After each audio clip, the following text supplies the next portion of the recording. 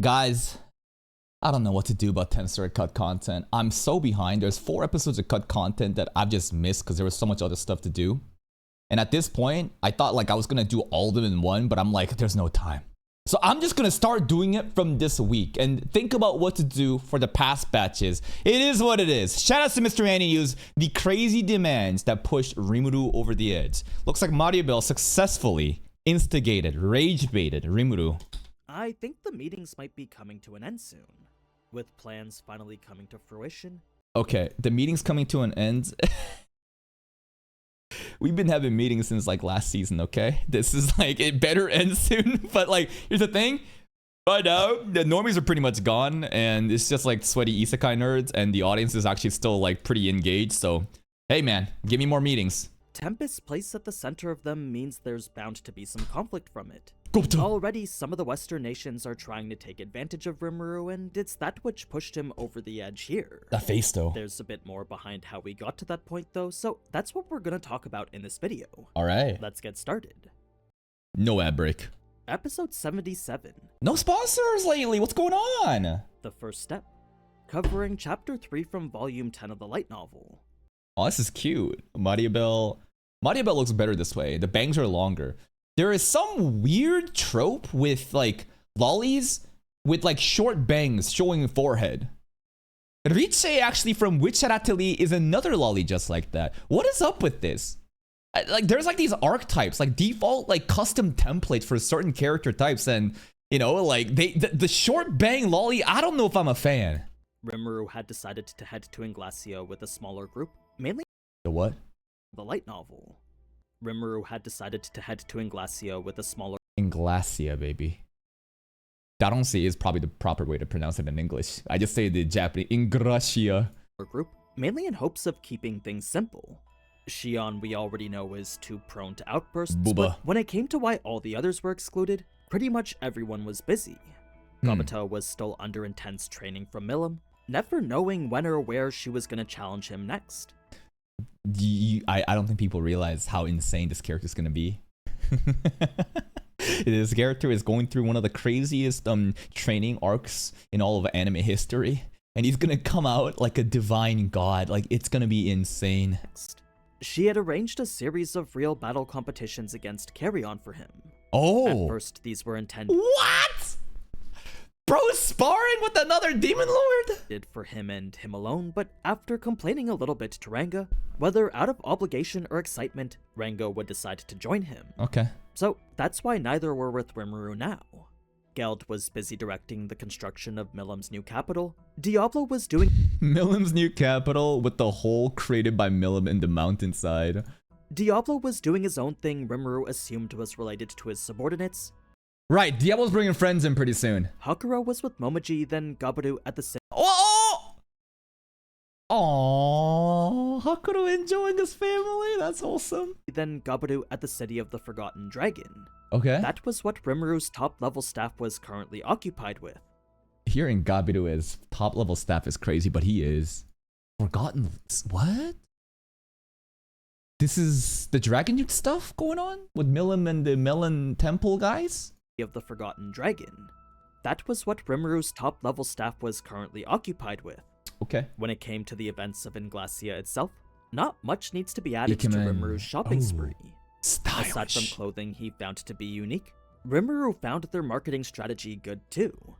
The way they used giant panes of glass to showcase their selection was a practice Rimuru knew he needed to adopt in Tempest. Window shopping. That being the case, show windows such as this were something he currently had Mirido working on. Shout out to Fast Mirda. forward to the cafe, and it was prior to Hinata's appearance that first Soe would give a rundown of his investigations. Specifically the most important rumors and discussions regarding their nation. Overall, the response to the Founders Festival was positive, so from the royalty up top to the farmers at the bottom, Tempest was all anyone was talking about. The dungeon was a recurring point for the nobles, since many were intent on forming teams of challengers to conquer it. When it came to the merchants though, despite none having links to any particularly dubious people, Soe did eventually find connections to Duke Meus. Okay. This confirmed they were most likely operating under him, and with his recent death, that pretty much confirmed a secret group above him. The snipe. The the mechanics of like the bullet reaching his head first and then the noise shocking everyone is kind of funny to me. A secret cabal that was running the Western nations. Ooh. Rimuru couldn't be sure The of who, Illuminati. but if they were high up enough to orchestrate the assassination of someone as powerful as Duke Meius, they likely had quite a bit of power themselves. Yeah, she does, but maybe not too much. This scene is pretty funny because I feel like 4 out of 5 here are just fucking clowns. Definitely these two are clowns, right? These are the two, you know, the prince and his like bodyguard trying to raise up Hinata. And these are the, you know, the council members who are currently like manipulated by Mariabel, right? But I mean, I don't know. Maybe they're kind of serious. But this girl's pretty interesting, right? She had a gun. She was part of the church people. To orchestrate the assassination of someone as powerful as Duke Meius, they likely had quite a bit of power themselves. Enough that Rimuru started to think maybe he should be treating them as more of an adversary. It was when Rimuru used thought communication to show the guns to the others that Shuna fully believed Dord could make one for her. Okay. Rimuru was confident he Okay, that was kind of... I can't wait for Shuna to just start shooting guns in Tensura. It was a cute scene, but at the same time I was like, whoa, that's kind of fucked. For her. Rimuru was confident he could too, but the real question was whether they should or not. On Earth, the development of guns had changed the nature of wars forever.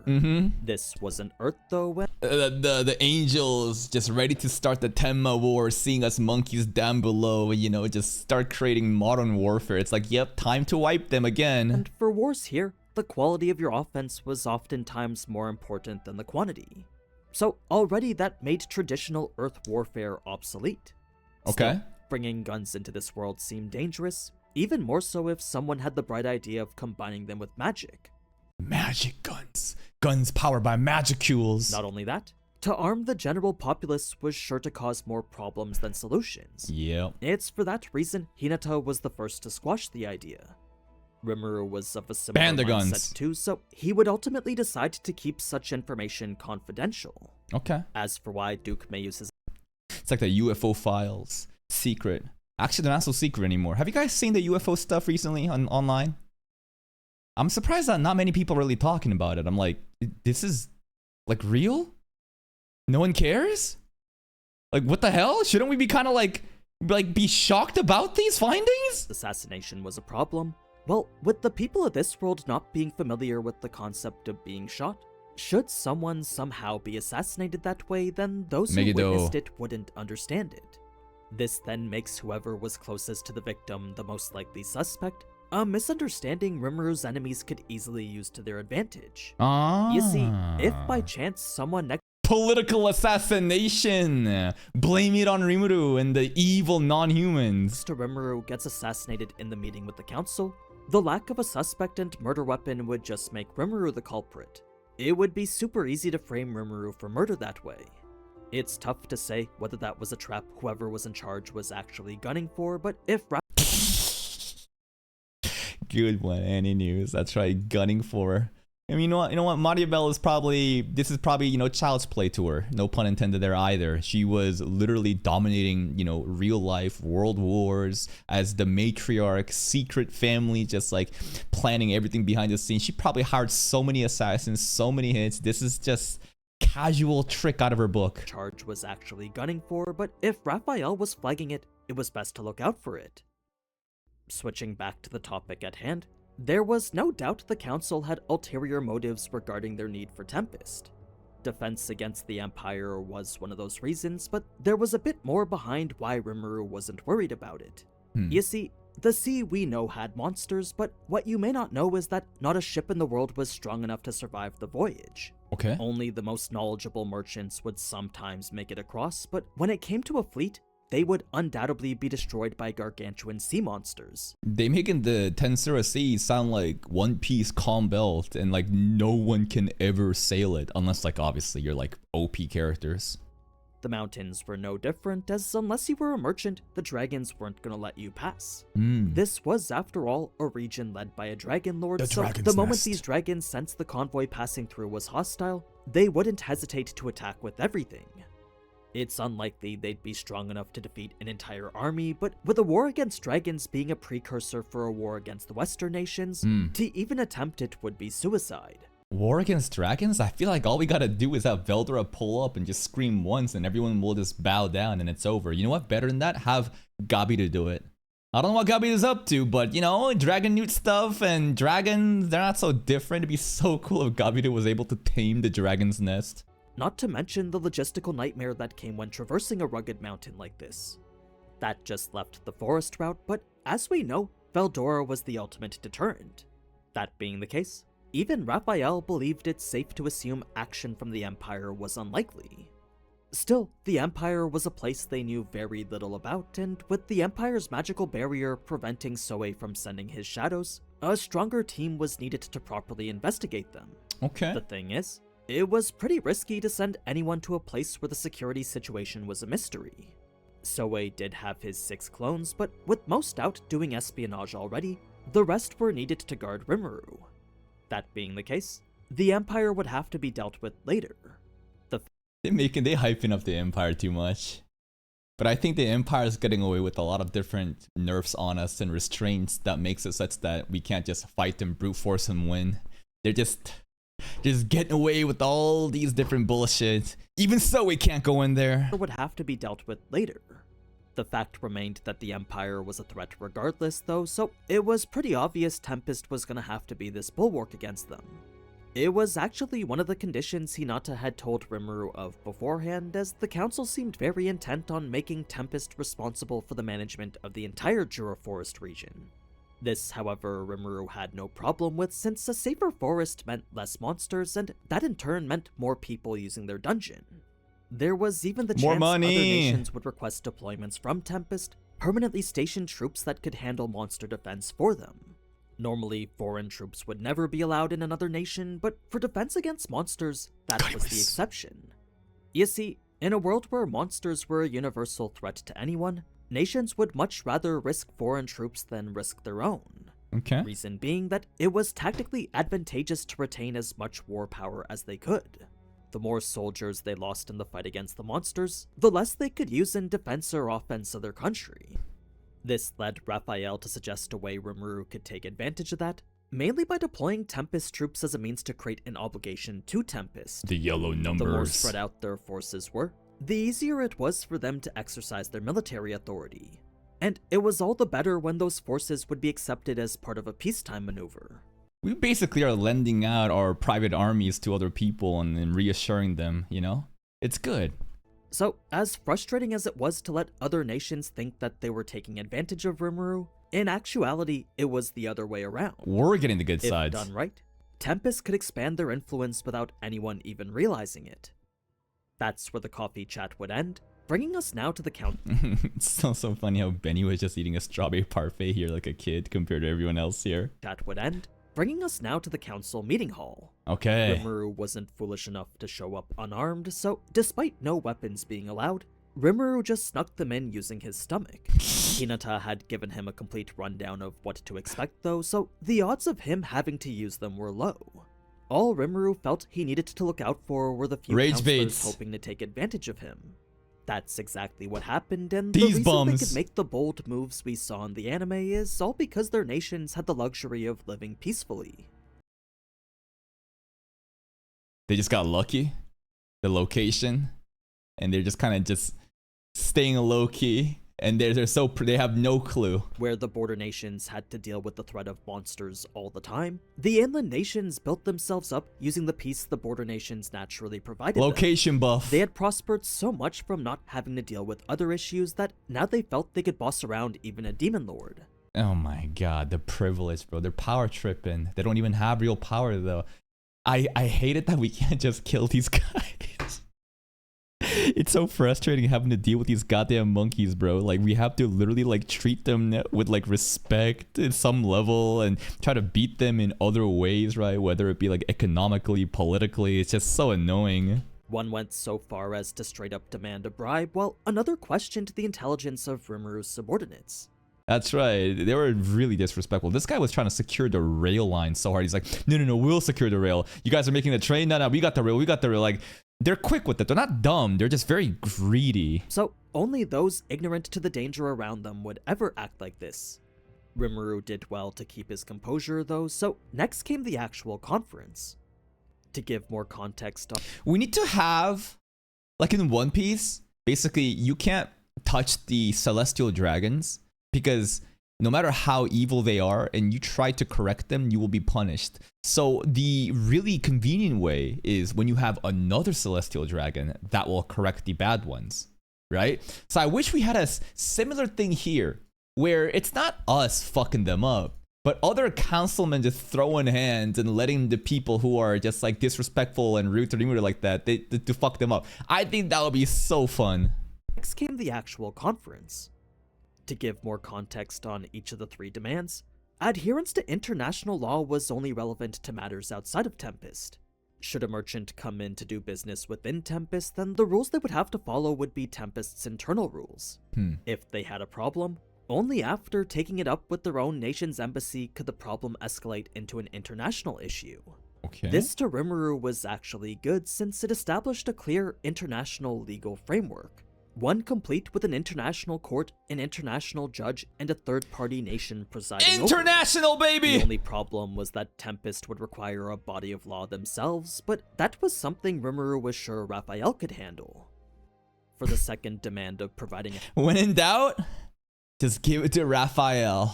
Raphael figured this shit out, and then retake all the credit. Access to their economy, really it all came down to protecting their technology. This is because in a world like this, no patents. The winner was always whoever produced the best copy of something. Yeah, just fucking make shit and pump it out before laws catch up. That's basically how China rose to just like, dominate, with their ruthless just production. They don't care about intellectual, property, like theft of copy. They don't care. They just look at it, just make a good fucking copy product and sell it, and just keep growing. And with the Heavenly Army waiting to attack any nation that got too advanced, Rimuru... Oh! That's a cool image. Anyways, remember, produce the best copy of something. Heavenly. And with the Heavenly Army waiting to attack any nation that got too advanced, Rimuru knew he had to be careful with how quickly he proceeded with Tempest's advancement. What is like the most advanced technology that people would start to get afraid of? I feel like it'd be like AI. Terminator AI. Isn't Raphael basically AI though? At the highest form? But it's not like it's mass produced and everyone can use it. But I feel like, the moment that like, but the AI is basically like creating, and aiding civilization building. I wonder how the angels feel about that if they know. This is in reference to what's known as the Tenma War, and in short, it's the descent of millions of angels to destroy any nation that evolves too fast. Holy. It's the reason the Western nations don't have gas or electricity. Why do they want to hold back progress, though? What are they afraid of? That these monkeys on Earth could actually, like, reach the heavens? That's kind of chills. Maybe they're just, just... That's their job, to make sure that like, too much progress, without thinking if it's actually good for civilization, and they're trying to prevent that. I don't know. What's their incentive? We haven't seen any monologue, any characters that are angels. They just want to maintain the balance, I guess, by eliminating everybody if they push too much. I actually talked about it in this video here. I think we watched that one. So if you want to know more about the war that's bound to happen, you can check that out using the link in the description. I've seen it! In any case, despite gas and electricity being out of the question, Rimuru had evolved Tempest with magic. It's just now these advancements were starting to leak, and Rimuru didn't want other nations trying to steal them. He didn't mind them knowing what it was they were building, but what he did mind was their expectation to share it with their own nations. Like, for all those people demanding the magic train in their own nation, Rimuru was certain they didn't even know what they were asking for. The final demand was... It's kind of like when new technology rises and people just hear buzzwords and they just spam it. AI this, AI that, we need to have AI and everything, but it's like, what the fuck does that really mean? Don't worry about it. The provision of military powers, the one Rimuru was hoping they'd ask of him. Gupta, lead it. We already discussed those, so next came Rimuru's revisions to those demands. Okay. 3 hours later was the rebuttal from the council. I feel like they waited 3 hours, not because like they needed 3 hours, but to literally make Rimuru mad. Maribel instructions were wait 3 hours. and then he's gonna be tilted from waiting too long, and then he's gonna see the bullshit, and then he's gonna crash out even harder. That's my headcanon. And with it, the outburst ending the episode on a cliffhanger. Now, I know some of you probably just want to know what it is that pissed Rimuru. They got some big ass heads in the manga, man. What is this angle, bro? Holy shit. Dude, this is his head. This is his fucking forehead. Off, so I'll include a special spoiler section here. Should we watch it or nah? Oh, it's the light novel? Okay. Should we... I feel like we should skip the spoiler. Because I want to find out for ourselves today. Right? Yeah, if it's going to be covered in the first few minutes of the first episode, let's just wait for that. We're going to watch that like soon anyways. So we'll just skip this. Feel free to click off the video now. Alright, looks like the rest of the video is the spoiler. So I don't want to be spoiled. I want to see what happens. But my overall just... I don't know the details, but obviously it's some fucking bullshit that Mariabel made the humans do to just get him mad. Because the goal right now is to just instigate Rimuru and make him look like a fool and embarrass himself in the world stage. Please go check out Mr. Aninews though.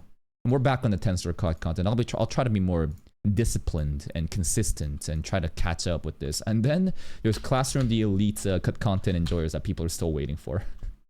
I'll figure something out. Please go check out Mr. Aninews content. Go sub to his channel and check out his other content. I'll see you next time.